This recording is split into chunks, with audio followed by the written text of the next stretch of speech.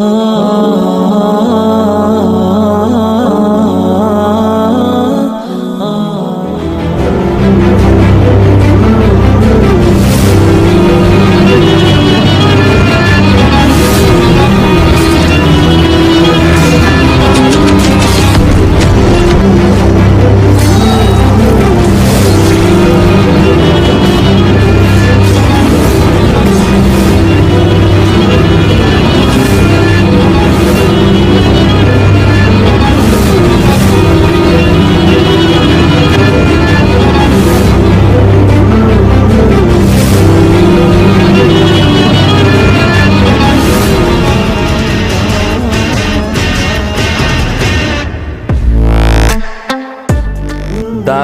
ایمان فروشوں کی تاریخی ادب حصہ اول مصنف عنایت اللہ التمش پارٹ 13۔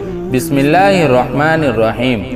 دوپہر کے وقت ایک گھوڑا سوار صلاح الدین ایوبی کے ہیڈ کوارٹر کے سامنے جا رکا۔ گھوڑے کا پسینہ پھوٹ رہا تھا اور سوار کے منہ سے تھکن کے مارے بات نہیں نکل رہی تھی۔ وہ گھوڑے سے اترا تو گھوڑے کا سارا جسم بڑی زور سے کانپا۔ گھوڑا گر پڑا اور مر گیا۔ سوار نے اسے آرام دیے بغیر اور پانی پلائے بغیر ساری رات اور آدھا دن مسلسل دوڑایا تھا۔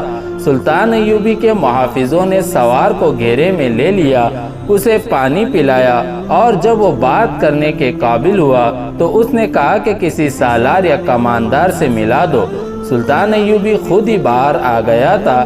سوار اسے دیکھ کر اٹھا اور سلام کر کے کہا، سلطان کا اقبال بلند ہو، بری خبر لایا ہوں۔ سلطان ایوبی اسے اندر لے گیا اور کہا، خبر جلدی سناؤ۔ قیدی لڑکیاں بھاگ گئی ہے، ہمارا پورا دستہ مارا گیا ہے۔ اس نے کہا، مرد قیدیوں کو ہم نے جان سے مار دیا ہے، میں اکیلا بچ کے نکلا ہوں۔ مجھے یہ معلوم نہیں کہ حملہ آور کون تھے۔ ہم مشالوں کی روشنی میں اور وہ اندھیرے میں، اندھیرے سے تیر آئے اور میرے تمام ساتھی ختم ہو گئے۔ یہ قیدیوں کے محافظوں کے دستے کا وہ آدمی تھا جو اندھیرے میں غائب ہو گیا تھا اور سودانیوں کا گھوڑا کھول کر بھاگ آیا تھا۔ اس نے گھوڑے کو بلا روکے سر پر دوڑایا تھا اور اتنا طویل سفر آدھے سے بھی تھوڑے وقت میں طے کر لیا تھا۔ سلطان صلاح الدین ایوبی رحمۃ اللہ علیہ نے علی بن سفیان اور فوج کے ایک نائب سالار کو بلا لیا۔ وہ آئے تو اس آدمی سے کہا کہ وہ اب ساری بات سنائے۔ اس نے کیمپ سے روانگی کے وقت سے بات شروع کی اور اپنے کماندار کے متعلق بتایا کہ وہ ایک قیدی لڑکی کے ساتھ دل بہلاتا رہا اور قیدیوں سے لاپرواہ ہو گیا۔ پھر راستے میں جو کچھ ہوتا رہا اور آخر میں جو کچھ ہوا اس نے سنا دیا، مگر وہ یہ نہ بتا سکا کہ حملہ آور کون تھے۔ سلطان ایوبی نے علی بن سفیان اور نائب سالار سے کہا، اس کا مطلب یہ ہے کہ صلیبی چھاپہ مار مصر کے اندر موجود ہے، ہو سکتا ہے۔ علی بن سفیان نے کہا، یہ سورائی ڈاکو بھی ہو سکتے ہیں۔ اتنی خوبصورت 6 لڑکیاں ڈاکو کے لیے بہت بڑی کشش تھی، تم نے اس کی بات غور سے نہیں سنی۔ سلطان ایوبی نے کہا، اس نے کہا ہے کہ مرد قیدی لاشوں کے ہتھیار اٹھا لائے تھے اور محافظوں کو قتل کرنے لگے تھے۔ محافظوں میں سے 2 نے انہیں تیروں سے ہلاک کر دیا، اس کے بعد ان پر حملہ ہوا۔ اس سے یہی ظاہر ہوتا ہے کہ صلیبی چھاپہ مار ان کے تعاقب میں تھے، وہ کوئی بھی تھے۔ سلطان محترم، نائب سالار نے کہا، فوری طور پر کرنے والا کام یہ ہے کہ اس عسکری کو رہنمائی کے لیے ساتھ بھیجا جائے اور کم از کم 20 گھوڑا سوار جو تیز رفتار ہو تعاقب کے لیے بھیجا جائے۔ یہ بات کی بات ہے کہ وہ کون تھے، میں اپنے ایک نائب کو ساتھ بھیجوں گا۔ علی بن سفیان نے کہا، اس عسکری کو کھانا کھلاؤ۔ سلطان ایوبی نے کہا، اسے تھوڑی دیر آرام کر لینے دو، اتنی دیر میں 20 سوار تیار کرو اور تعاقب میں روانہ کر دو۔ اگر ضرورت سمجھو تو زیادہ سوار بھیجو۔ میں نے جہاں سے گھوڑا کھولا تھا وہاں 8 گھوڑے بندھے ہوئے تھے۔ محافظ نے کہا، وہاں کوئی انسان نہیں تھا، حملہ آور وہی ہو سکتے ہیں۔ اگر گھوڑے 8 تھے تو وہ بھی 8 ہی ہوں گے، چھاپہ ماروں کی تعداد زیادہ نہیں ہو سکتی۔ نائب سالار نے کہا، ہم انشاءاللہ انہیں پکڑ لیں گے، یہ یاد رکھو کہ وہ چھاپہ مار ہے۔ سلطان ایوبی نے کہا، اور لڑکیاں جاسوس ہے۔ اگر تم ایک جاسوس یا چھاپا مار کو پکڑ لو تو سمجھ لو کہ تم نے دشمن کے 200 عسکری پکڑ لیے۔ میں ایک جاسوس کو ہلاک کرنے کے لیے دشمن کے 200 عسکریوں کو چھوڑ سکتا ہوں۔ ایک عورت کسی کا کچھ نہیں بگاڑ سکتی مگر ایک جاسوس اور تخریب کار عورت اکیلی پورے ملک کا بیڑا غرق کر سکتی ہے۔ یہ لڑکیاں بے حد خطرناک ہے۔ اگر وہ مصر کے اندر رہ گئی تو تمہارا پورے کا پورا لشکر بیکار ہو جائے گا۔ ایک جاسوس یا جاسوسہ کو پکڑنے یا جان سے مارنے کے لیے اپنے 100 سپاہی قربان کر دو، یہ سودا پھر بھی سستا ہے۔ چھاپا مار اگر نہ پکڑے جائے تو مجھے پرواہ نہیں، ان لڑکیوں کو ہر قیمت پر پکڑنا ہے۔ ضرورت سمجھو تو تیروں سے انہیں ہلاک کر دو، زندہ نکل کر نہ جائے۔ 1 گھنٹے کے اندر اندر 20 تیز رفتار سوار روانہ کر دیے گئے۔ ان کا رہنما محافظ تھا اور کمانڈر علی بن سفیان کا ایک نائب زاہدین تھا۔ ان سواروں میں فخر المصری کو علی بن سفیان نے خاص طور پر شامل کیا تھا۔ یہ فخر کی خواہش تھی کہ اسے بالیان اور موبی کے تعاقب کے لیے بھیجا جائے۔ یہ تو نہ علی بن سفیان کو علم تھا نہ فخر المصری کو کہ جن کے تعاقب میں سوار جا رہے ہیں وہ بالیان، موبی اور ان کے 6 وفادار ساتھی ہیں۔ ادھر سے یہ 20 سوار روانہ ہوئے جن میں 21واں ان کا کمانڈر تھا۔ ان کا ہدف لڑکیاں تھی اور انہیں چھڑا کر لے جانے والے ادھر سے صلیبیوں کے 20 کمانڈر آ رہے تھے جس میں 21واں ان کا کمانڈر تھا۔ ان کا بھی ہدف یہی لڑکیاں تھی مگر ان کی کمزوری یہ تھی کہ وہ پیدل آ رہے تھے۔ دونوں پارٹیوں میں سے کسی کو بھی معلوم نہ تھا کہ جن کے تعاقب میں وہ جا رہے ہیں وہ کہاں ہے۔ صلیبیوں کی کمانڈو پارٹی اگلے روز سورج غروب ہونے سے کچھ دیر پہلے خاصا فاصلہ طے کر چکی تھی۔ راستہ اوپر چڑھ رہا تھا۔ وہ علاقہ نشیب و فراز کا تھا۔ یہ لوگ بلندی پر گئے تو انہیں دور ایک میدان میں جہاں کھجور کے بہت سے درختوں کے ساتھ دوسری قسم کے درخت بھی تھے بے شمار اونٹ کھڑے نظر آئے۔ انہیں بٹا بٹا کر ان سے سامان اتارا جا رہا تھا۔ 12-14 گھوڑے بھی تھے۔ ان کے سوار فوجی معلوم ہوتے تھے، باقی تمام شتربان تھے۔ یہ 21 صلیبی رک گئے۔ انہوں نے ایک دوسرے کی طرف دیکھا جیسے انہیں یقین نہ آ رہا ہو کہ وہ اونٹ اور گھوڑے ہیں۔ یہی ان کی ضرورت تھی۔ ان کے کمانڈر نے پارٹی کو روک لیا اور کہا، ہم سچے دل سے صلیب پر ہاتھ رکھ کر قسم کھا کر آئے ہیں۔ وہ دیکھو صلیب کا کرشمہ، یہ معجزہ ہے۔ خدا نے آسمان سے تمہارے لیے سواری بھیجی ہے۔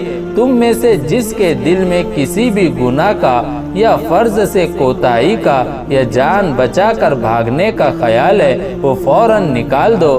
خدا کا بیٹا جو مظلوموں کا دوست اور ظالموں کا دشمن ہے تمہاری مدد کے لیے آسمان سے اتر آیا ہے۔ سب کے چہروں پر تھکن کے جو آثار تھے وہ غائب ہو گئے اور چہروں پر رونق آ گئی۔ انہوں نے ابھی اس پہلو پر غور ہی نہیں کیا تھا کہ اتنے بے شمار اونٹوں اور گھوڑوں میں سے جن کے ساتھ اتنے زیادہ شتربان اور فوجی ہے وہ اپنی ضرورت کے مطابق جانور کس طرح حاصل کریں گے۔ یہ 100 کے لگ بھگ اونٹوں کا قافلہ تھا جو محاذ پر فوج کے لیے راشن لے جا رہا تھا۔ چونکہ ملک کے اندر دشمن کا کوئی خطرہ نہیں تھا اس لیے قافلے کی حفاظت کا کوئی خاص اہتمام نہیں کیا گیا تھا۔ صرف 10 گھوڑا سوار ساتھ بھیج دیے گئے تھے۔ شتربان نہتے تھے۔ ابھی چھاپا مار اور شنجور مارنے والے میدان میں نہیں آئے تھے۔ صلیبیوں کے 21 آدمی پہلے چھاپا مار تھے یا اس سے پہلے صلاح الدین ایوبی نے شنجون کا وہ طریقہ آزمایا تھا جس میں تھوڑے سے سواروں نے سوڈانیوں کی فوج کے عقبی حصے پر حملہ کیا اور غائب ہو گئے تھے۔ اس وار کرو اور بھاگو کے طریقہ جنگ کی کامیابی کو دیکھتے ہوئے سلطان ایوبی نے تیز رفتار، ذہین اور جسمانی لحاظ سے غیر معمولی طور پر صحت مند عسکریوں کے دستے تیار کرنے کا حکم دے دیا تھا اور دشمن کے ملک میں لڑاکا جاسوس بھیجنے کی اسکیم بھی تیار کر لی تھی۔ لیکن صلیبیوں کو ابھی شنجون اور چھاپوں کی نہیں سوجی تھی کہ کسی نجی قافلے کو ڈاکو بعض اوقات لوٹ لیا کرتے تھے۔ سرکاری قافلے ہمیشہ محفوظ رہتے تھے، اسی لیے فوجوں کی رسد کے قافلے بے خوف و خطر روا دوا رہتے تھے۔ اس سے پہلے بھی اسی لحاظ کے لیے 2 بار رسد کے قافلے جا چکے تھے اور اسی علاقے سے گزرے تھے، لہذا حفاظتی اقدامات کی ضرورت نہیں سمجھی جاتی تھی۔ یہ قافلہ بھی خطروں سے بے پرواہ محاذ کو جا رہا تھا اور رات کے لیے یہاں پڑاؤ کر رہا تھا۔ اس سے تھوڑی ہی دور قافلے کے لیے بہت بڑا خطرہ آ رہا تھا۔ صلیبی کمانڈر نے اپنی پارٹی کو ایک نشیب میں بٹھا لیا اور 2 آدمیوں سے کہا کہ وہ جا کر یہ دیکھے کہ قافلے میں کتنے اونٹ، کتنے گھوڑے، کتنا مسلح آدمی اور خطرے کیا کیا ہے۔ پھر وہ رات کو حملہ کرنے کی اسکیم بنانے لگے۔ ان کے پاس ہتھیاروں کی کمی نہیں تھی، جذبے کی بھی کمی نہیں تھی، ہر ایک آدمی جان پر کھیلنے کو تیار تھا۔ نصف شب سے بہت پہلے وہ 2 آدمی واپس آئے جو قافلے کو قریب سے دیکھنے گئے تھے۔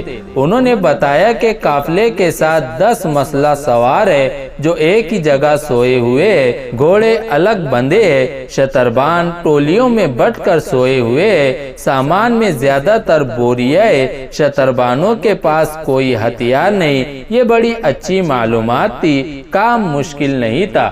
قافلے والے گہری نیند سوئے ہوئے تھے۔ 10 عسکریوں کی آگ بھی نہ کھلی کہ تلواروں اور خنجروں نے انہیں کاٹ کر رکھ دیا۔ صلیبی چھاپہ ماروں نے یہ کام اتنی خاموشی اور آسانی سے کر لیا کہ بیشتر شتربانوں کی آنکھ ہی نہ کھلی، اور جن کی آنکھ کھلی وہ سمجھ ہی نہ پائے کہ یہ کیا ہو رہا ہے۔ جس کے منہ سے آواز نکلی وہ اس کی زندگی کی آخری آواز ثابت ہوئی۔ چھاپہ ماروں نے شتربانوں کو ہراساں کرنے کے لیے چیخنا شروع کر دیا۔ سوئے ہوئے شتربان گھبرا اور ہڑبڑا کر اٹھے، اونٹ بھی پدک کر اٹھنے لگے۔ صلیبیوں نے شتربانوں کا قتل عام شروع کر دیا۔ بہت تھوڑے بھاگ سکے۔ صلیبی کمانڈر نے چلا کر کہا، یہ مسلمانوں کا راشن ہے، تباہ کر دو، اونٹوں کو بھی ہلاک کر دو۔ انہوں نے اونٹوں کی پٹیوں میں تلواریں گھونپنی شروع کر دی۔ اونٹوں کے واویلے سے رات کانپنے لگی۔ کمانڈر نے گھوڑے دیکھے، 12 تھے، 10 سواروں کے لیے اور 2 فالتو۔ اس نے 9 اونٹ الگ کر لیے۔ سورج طلوع ہوا تو پڑاؤ کا منظر بڑا بھیانک تھا۔ بے شمار لاشیں بکھری ہوئی تھی، بہت سے اونٹ مر چکے تھے، کئی تڑپ رہے تھے، کچھ ادھر ادھر بھاگ گئے تھے۔ ہر طرف خون ہی خون تھا، جدھر نگاہ جاتی تھی اونٹ مرے ہوئے یا تڑپتے نظر آتے تھے۔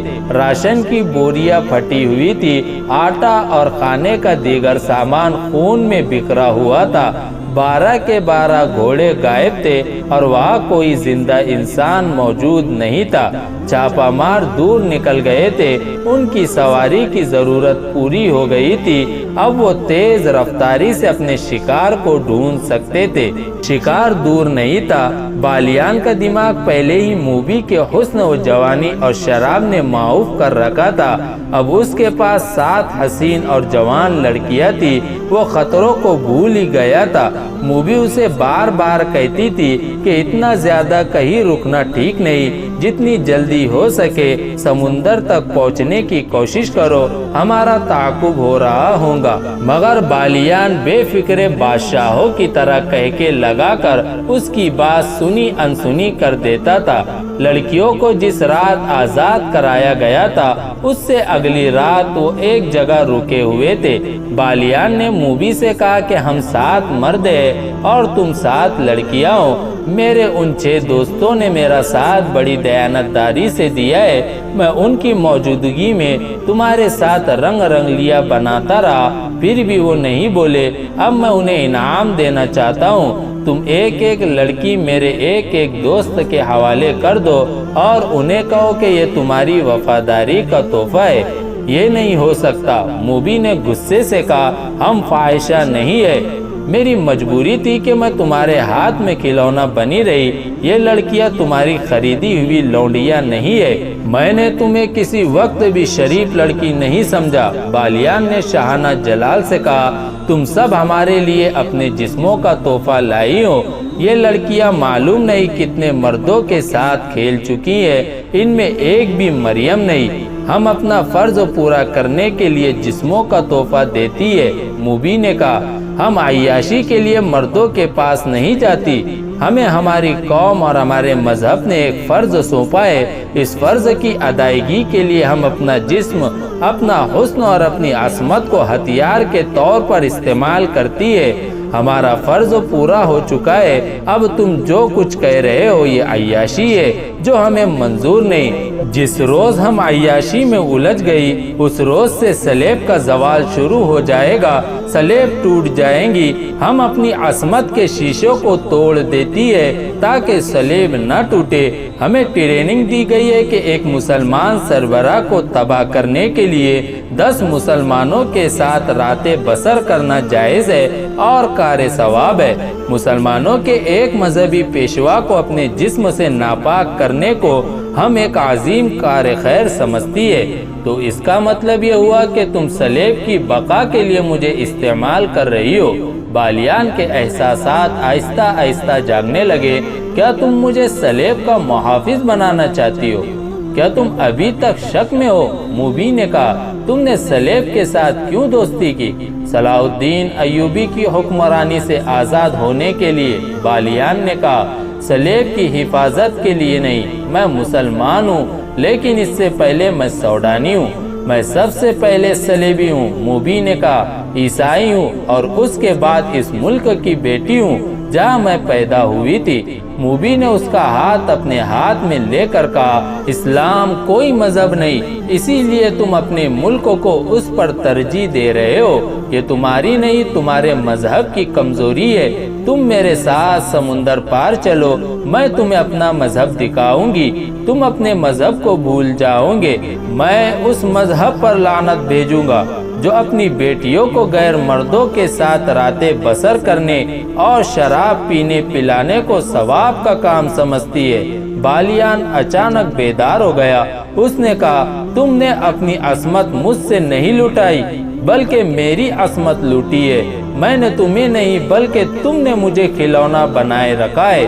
ایک مسلمان کا ایمان خریدنے کے لیے عصمت کوئی زیادہ قیمت نہیں۔ لڑکی نے کہا، میں نے تمہاری عصمت نہیں لوٹی، تمہارا ایمان خریدا ہے، مگر تمہیں راستے میں بھٹکتا ہوا نہیں چھوڑ جاؤں گی۔ تم ایک عظیم روشنی کی طرف لے جا رہی ہوں جہاں تمہیں اپنا مستقبل اور اپنی عاقبت ہیرو کی طرح چمکتی نظر آئیں گی۔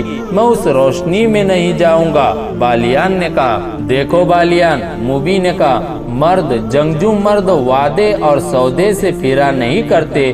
تم میرا سودا قبول کر چکے ہو۔ میں نے تمہارا ایمان خرید کر شراب میں ڈبو دیا ہے اور تمہیں منہ مانگی قیمت دی ہے۔ اتنے دنوں سے تمہاری لونڈی اور بے نکاحی بیوی بنی ہوئی ہوں۔ اس سودے سے پھرو نہیں، ایک کمزور لڑکی کو دھوکہ نہ دو۔ تم نے مجھے وہ عظیم روشنی یہی دکھا دی ہے جو تم مجھے سمندر پار لے جا کر دکھانا چاہتی ہو۔ بالیان نے کہا، مجھے اپنا مستقبل اور اپنی عاقبت ہیرو کی طرح چمکتی نظر آنے لگی ہے۔ موبی نے کچھ کہنے کی کوشش کی تو بالیان گرج کر بولا، خاموش رہو لڑکی، صلاح الدین ایوبی میرا دشمن ہو سکتا ہے لیکن میں اس رسول صلی اللہ علیہ وسلم کا دشمن نہیں ہو سکتا جس کا صلاح الدین ایوبی بھی نام لیوا ہے۔ میں اس رسول صلی اللہ علیہ وسلم کے نام پر مصر اور سوڈان قربان کر سکتا ہوں۔ اس کے عظیم اور مقدس نام پر میں صلاح الدین ایوبی کے آگے ہتھیار ڈال سکتا ہوں۔ میں تم کو کئی بار کہہ چکی ہوں کہ شراب کم پیا کرو۔ موبی نے کہا، ایک شراب، دوسرے رات بھر جاگنا اور میرے جسم کے ساتھ کھیلتے رہنا۔ دیکھو تمہارا دماغ بالکل بیکار ہو گیا ہے۔ تم یہ بھی بھول گئے ہو کہ میں تمہاری بیوی ہوں۔ میں کسی فاحشہ سلیبی کا خاوند نہیں ہو سکتا۔ اس کی نظر شراب کی بوتل پر پڑی۔ اس نے بوتل اٹھا کر پرے پھینک دی اور اٹھ کھڑا ہوا۔ اس نے اپنے دوستوں کو بلایا، وہ دوڑتے آئے۔ اس نے کہا، یہ لڑکیاں اور یہ لڑکی بھی تمہاری قیدی ہے، انہیں واپس قاہرہ لے چلو۔ قاہرہ؟ ایک نے حیران ہو کے کہا آپ قاہرہ جانا چاہتے ہیں؟ ہاں، اس نے کہا قاہرہ؟ حیران ہونے کی ضرورت نہیں، اس ریگزار میں کب تک بھٹکتے رہوں گے، کہاں جاؤں گے؟ چلو گھوڑوں پر زینے کسو اور ہر لڑکی کو ایک ایک گھوڑے کی پیٹھ پر باندھ کر لے چلو۔